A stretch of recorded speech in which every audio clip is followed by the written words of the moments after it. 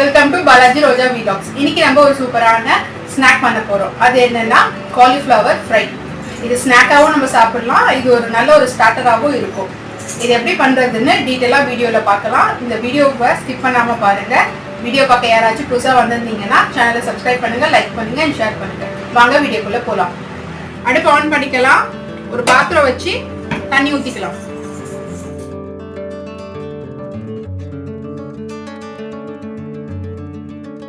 ½ teaspoon மஞ்சள் தூள் add பண்ணிக்கலாம்.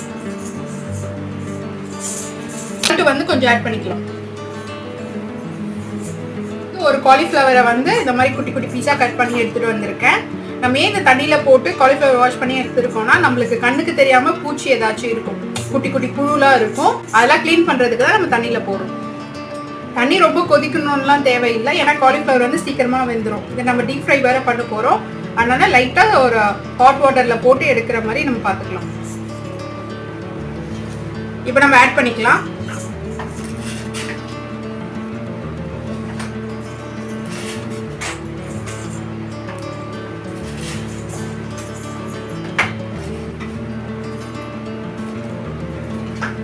லைட்டா கொதி வந்துருச்சு. இப்போ நம்ம ஸ்டவ் ஆஃப் பண்ணிக்கலாம்.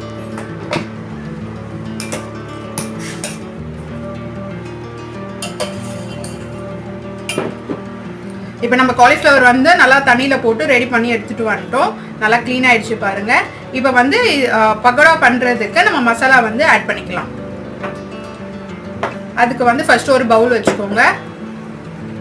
நம்ம ரெடி பண்ணி எடுத்துகிட்டு வந்து காலிஃப்ளவர் ஆட் பண்ணிக்கலாம். இதில் வந்து கடலை மாவு 1 டேபிள் ஸ்பூன், இதில் வந்து மைதாவும் 1 டேபிள் ஸ்பூன், அப்புறம் கார்ன் பவுடர் வந்து ½ டேபிள் ஸ்பூன், அப்புறம் காஷ்மீர் சில்லி பவுடர் வந்து 1 டீஸ்பூன் கிட்ட எடுத்துட்டு வந்திருக்கேன், அதையும் ஆட் பண்ணிக்கலாம்.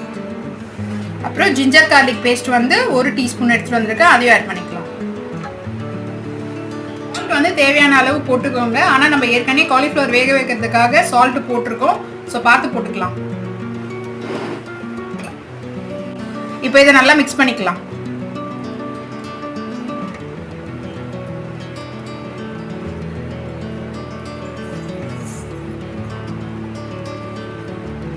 தண்ணி கொஞ்சம் ஆட் பண்ணி நல்லா மிக்ஸ் பண்ணிக்கலாம்.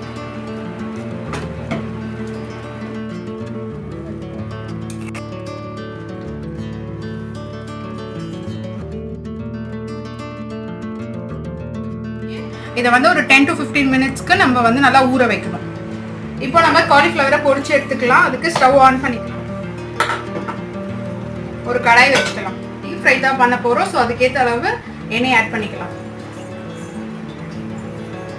நல்லா சூடாயிடுச்சு. இப்போ நம்ம பொரிச்சு எடுத்துக்கலாம்.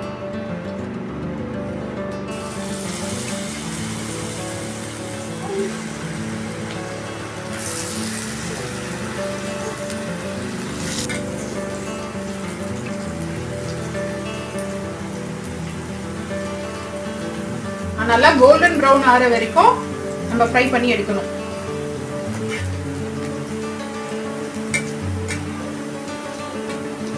காலிஃப்ளவர் நல்லா ஃப்ரை ஆயிடுச்சு. இன்னும் கொஞ்ச நேரம் கழிச்சு எடுத்துடலாம்.